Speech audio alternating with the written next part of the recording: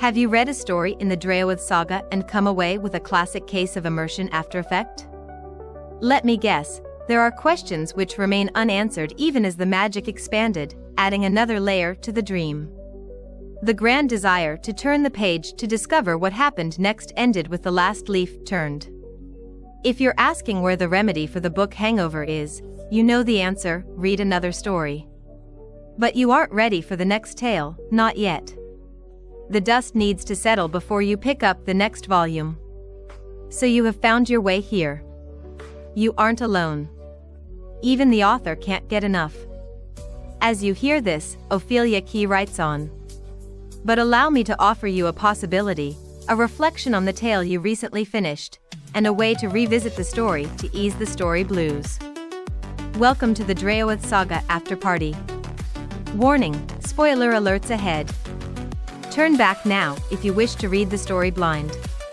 What happens when you take, the ruthless, blood-soaked rules of the Russian mob, and you just inject them into a man who just realized he has ancient, world-bending magic? You get a psychological time bomb that is basically about to blow. Exactly. So imagine you are a highly successful businessman, you're wearing a perfectly tailored wool suit, you have this notoriously fat bank account, and you command the absolute respect of the Alaskan underworld. You've made it. You have arrived. Right.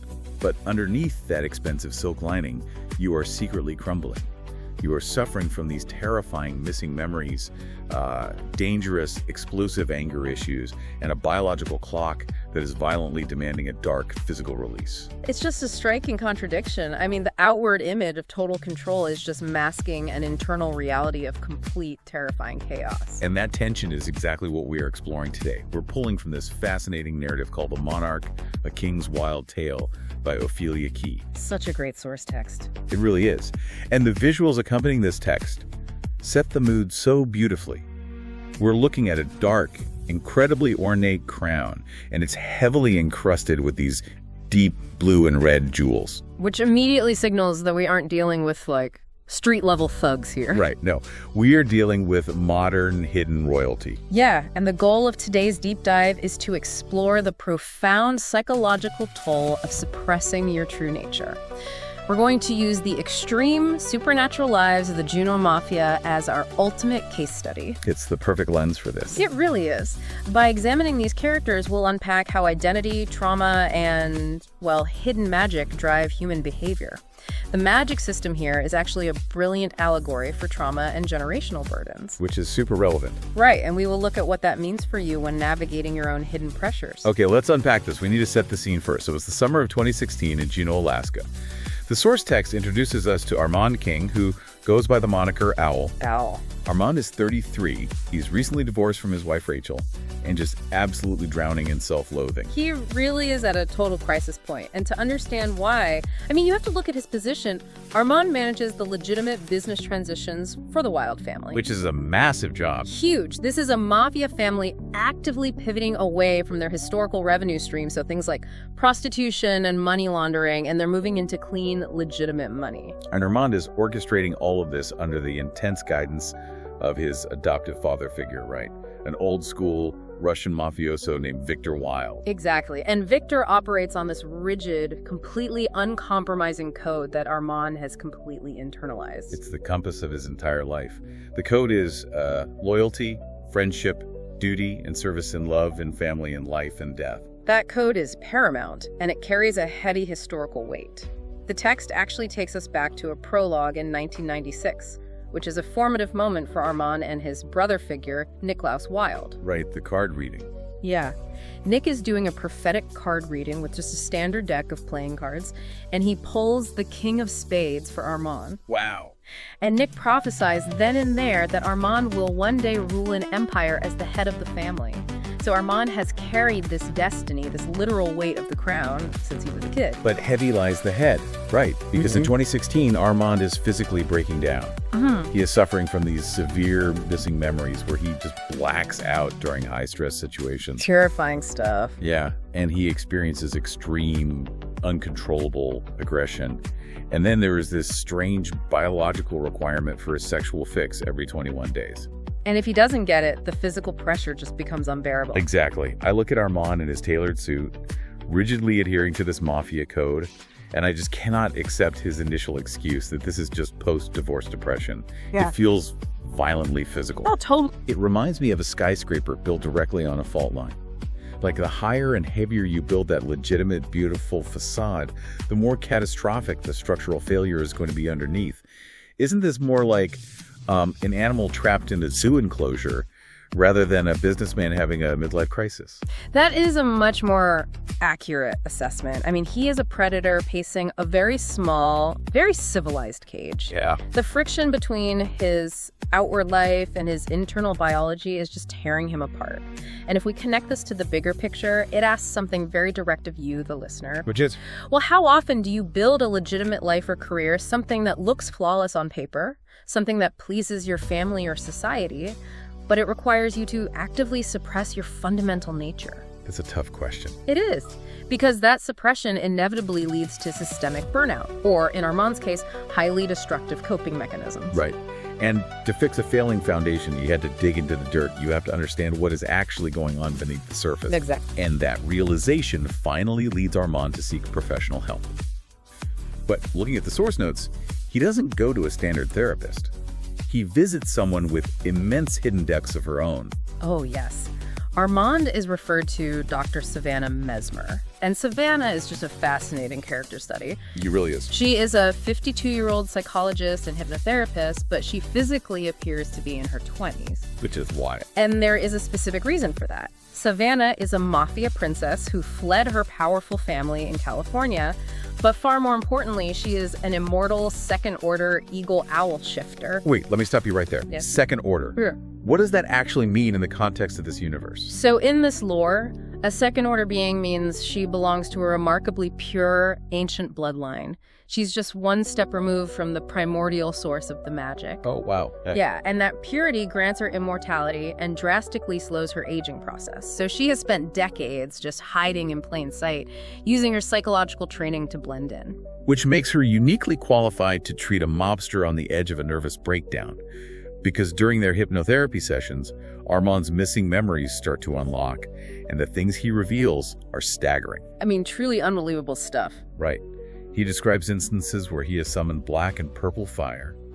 He recalls manifesting a massive medieval sword out of thin air. Just casually materializing weapons. Yeah, and the darkest memory of all he remembers stepping into another man's mind and forcing that man to commit suicide. Which is incredibly dark. It is. He did it to save his brother Nick, who was being forcibly injected with unknown drugs during an ambush. So Armand bypassed the attacker's free will and just commandeered his motor functions. Confronted with a confession of supernatural murder, Savannah obviously has to look outside the usual medical journals. She consults a tribal dreamwalker named Kalik Tarkik. A dream walker. Yes. And Kalik's diagnostic report provides the missing piece of the puzzle. Armand is not just a mafia enforcer suffering from delusions, he is an awakened Druid Mage, descended from a line of ancient Irish kings. So the King of Spades prophecy from his childhood wasn't just like a fun metaphor, it was literal biological destiny. Yes, exactly. Kalik's report details the actual mechanics of Armand's suffering, specifically that 21-day cycle, which is known as the Sedr Cycle. How does that work? Here's how it works. As a Druid Mage, Armand's body acts like a biological battery, constantly accumulating vast amounts of dark magical energy. Okay. But because he grew up in the human world with absolutely no training, he does not know how to consciously vent or cast off this dark magic using his purple fire. So the energy just builds up with nowhere to go. Precisely. And if it isn't vented, it begins to attack his own neural pathways. His missing memories are literal blown fuses. His mind is fracturing defensively under the immense pressure of this unreleased magic. Oh, that makes so much sense. Right, and his need for a physical, sexual fix is his body's desperate, instinctual attempt to transfer and release that dark energy before it causes complete organ failure or, permanent brain damage. So what does this all mean for the therapy process? I have to ask, in a clinical setting, how does a therapist separate actual druid magic from severe psychosis? It's a great question. Because if a patient sits on a couch and says, I shoot purple fire and mind control people, 99% of therapists are reaching for an antipsychotic prescription, not consulting a dreamwalker. Right. But what is fascinating is Savannah's baseline for reality. She accepts the supernatural as a diagnostic possibility specifically because her own existence as an immortal owl shifter makes the impossible real every single day. That's a good point. When a patient describes purple fire, she doesn't check the DSM-5, she checks the folklore records. But even with her open mind, Armand tests this new knowledge himself. Oh, right, with the pen. Yes. After his hacker friend, Silent, uncovers Savannah's hidden files and Calyx's report, Armand sits at his desk, focuses his newfound awareness, and uses alchemy to turn a standard pen into solid gold. The Midas touch. He tests the hypothesis, the pen turns to gold, and the reality of his power is undeniable. Undeniable. But acknowledging this immense ancient power in the quiet, safe space of a therapy room is one thing. What happens when a newly awakened Druid Mage and a hidden owl shifter collide in the real world with a dangerous constant? Well, that collision happens at Armand's high-end nightclub, fittingly named Night Owls. Prophetic name. Yeah. Armand goes there seeking his physical fix in the back rooms to vent that soul-crushing magical pressure and reset his Sedr Cycle. I was looking at this section of the text. He emerges from the back rooms after his release, and he's feeling powerful, feeling like himself again. He walks out onto the loud, thumping club floor, only to see Dr. Savannah Mesmer sitting at the bar. Just right out in the open? Right. And she is being aggressively harassed by a drunken patron who Armand affectionately dubs the Pencil Dick. Classic mobster nickname. Yeah, so this guy refuses to take no for an answer. He grabs Savannah's arm and squeezes hard enough to leave a visible mark on her skin. And this is where we see the brutal, unyielding application of Victor's Mafia Code, but it's heavily amplified by Armand's awakening Druid nature. It's a dangerous mix. Absolutely. Armand is absolutely enraged that his therapist, a woman he respects and is deeply attracted to, has been marked in his territory. He demands an apology. Naturally. But when the man is too drunk and foolish to comply, Armand doesn't bother throwing a punch. He uses his Druid mind control. He steps into the man's mind, overrides his autonomy, and simply forces him to walk away alongside Nick. Hold on. Stop. We need to pause here and look at the source notes, because there is a massive detail about Nicholas Wilde that completely changes the context of this scene. Oh, yeah. This is crucial. Nick is not just Armand's best friend or fellow mobster. Nick is a Wendigo. He is. Nicholas is a day-walking monster with wings and fangs who requires O-positive blood to survive. A Wendigo. In the middle of a mafia-owned nightclub. How does that even work? And why specifically O-positive blood? In the context of this world's lore, the Wendigo curse burns incredibly hot, constantly consuming the host's energy. And O-positive is the universal donor blood type. It lacks the specific biological antigens that might conflict with a cursed creature's biology. It essentially acts as a clean universal fuel source to keep the curse from burning Nick alive. Wow. So, when Armand uses mind control to send that patron away with Nick, he isn't just kicking a rowdy drink out of his club, he is sending that man to be Nick's meal. He is erasing the threat to Savannah permanently. It is such a shocking escalation. It reminds me of an immune system violently attacking a virus. It's not human chivalry, it is a terrifying biological imperative to protect what he perceives as his territory. The threat is identified, and the threat is consumed without a second thought. Exactly. Armand bypasses human laws entirely and operates on an ancient predatory logic. And the insight here isn't about setting healthy boundaries. It is about the sheer danger of what happens when the suppressed self finally takes the wheel. Armand has spent his life trying to be a legitimate, civilized businessman. But the moment his true supernatural nature feels threatened, all of that civilization vanishes instantly. It is a powerful exploration of how fragile our societal masks really are. Armand's protective instinct clearly crosses a line from basic defense into a supernatural claim. He sees Savannah as his to protect. But the ultimate, undeniable collision of their true natures doesn't happen on the loud, crowded floor of a nightclub. No, it doesn't. It happens in the dead of night, in complete silence. We move to the climax of their dynamic here. It's a few days later, and Savannah, in her fully shifted eagle owl form, is flying through the night. It's doing owl thing. Right. She is driven by her animal instincts to Armand's new apartment complex. She lands on a tree near his balcony and begins hunting mice that are infesting the gutters. Which is so deeply symbolic. Even as a bird, operating purely on instinct, she is compelled to protect his territory from vermin. Armand steps out onto the balcony and he sees this magnificent eagle owl, illuminated by the moon. He feels an intense, inexplicable connection. He speaks her name, and his vast, powerful druid mind falls directly into the owl's consciousness. It is a total mind meld. He is suddenly experiencing the world through her avian senses, just prowling around inside her mind. And Savannah is terrified. Absolutely terrified. She knows that if his immense, untrained magical mind panics or tries to force its way out, the psychic backlash could destroy her. So to break the connection, she flies straight at him and violently flaps her wings in his face. The physical shock breaks the trance, but it triggers Armand's deep-seated street fighter instincts.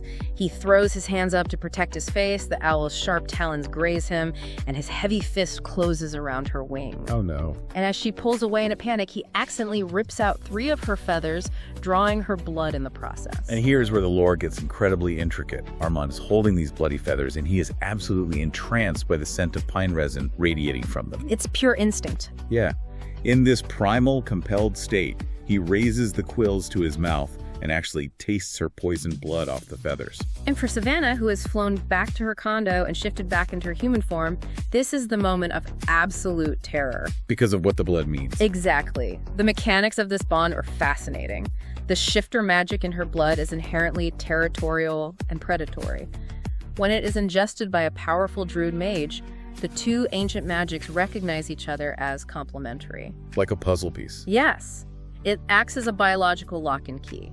By tasting the blood, the ancient magic bypasses all human cognition and cognitive consent.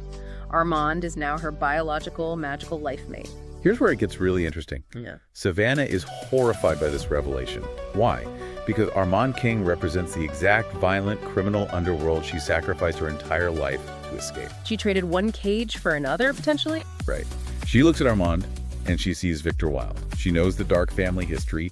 She knows how Victor kidnapped his wife Winnie, locked her in a room for months, and used a slow, precise form of Stockholm Syndrome to win her affection. Such a dark parallel. Savannah's looking down the barrel of that exact same destiny. She sees eternity bound to a mobster. Meanwhile, Armand wakes up the next day, finds these feathers, and feels completely at peace. Of course he does. Right. The physical manifestation of the bond actually soothes his fractured mind. He strings the feathers into a necklace and wears it under his shirt. He completely accepts his kingly, predatory nature, and he consciously decides to court Savannah using that exact same slow precision Victor used. I have to push back on the romanticism of this whole blood bond. From Savannah's perspective, is this destiny or is this a hostage situation disguised as ancient magic? That's a million-dollar question. It reminds me of gravity. Savannah has wings she can fly anywhere in the world, but the magical gravity of this blood tie is going to constantly, relentlessly pull her back down to him. It is inescapable. That tension is the ultimate conflict of our deep dive. It is the rational mind versus the wild, uncompromising nature of the soul. Savannah the Doctor wants a safe, normal, predictable life. She wants to be a civilized human. Sure, who wouldn't?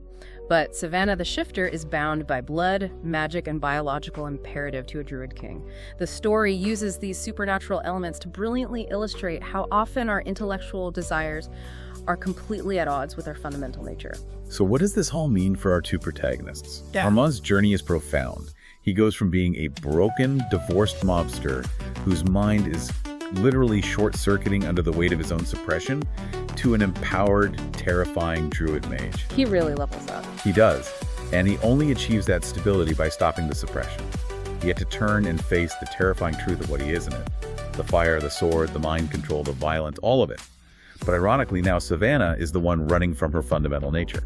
She is trying to use her human psychology to outrun an ancient owl-shifter bond. It is a complete role reversal. Armand embraces the monster while Savannah tries to psychoanalyze it. Which brings the core theme back to you, listening to this. Right. Where in your life are you treating a core part of your identity as a symptom to be cured rather than a strength to be understood? What passions, instincts, or desires are you desperately suppressing just to maintain your version of a perfectly tailored suit? Armand spent his entire adult life desperately trying to legitimize a criminal empire just so he could fit into the neat, tidy boxes of normal society. But if your soul requires wild, supernatural magic and violent protection to survive, does achieving legitimacy in the eyes of the normal world actually mean anything at all? Probably not. Or is the ultimate freedom found when you finally stop pretending to be a civilized businessman and accept that you are the monster in the dark?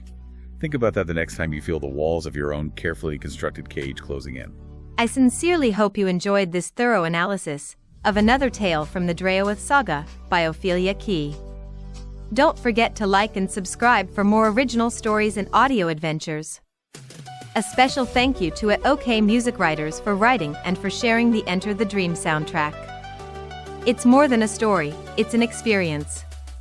Welcome to the dream.